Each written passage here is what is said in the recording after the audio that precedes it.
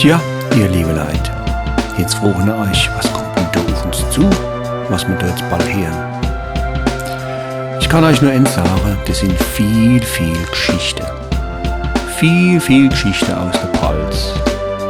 Da geht's um die Liebe, da geht's um Tränen, Schmerzen und Frauen.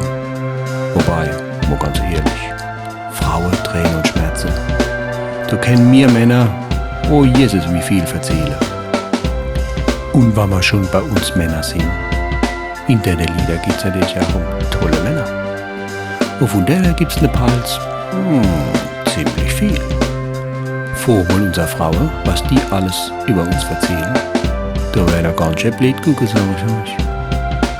Ja, bei uns der Pfalz wird viel gelacht, wir tun viel leiden, wir träumen und wir erleben viel. Kurzum, das sind Pelzer-Geschichten aus dem Pelzerleben. Aber zuallererst fängt's an wie bei allen anderen auf der Welt auch.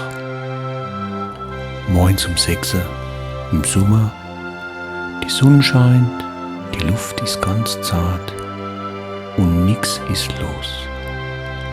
Bloß ein paar Vögel, die zwitschern. Hörner's? Jetzt kommt's.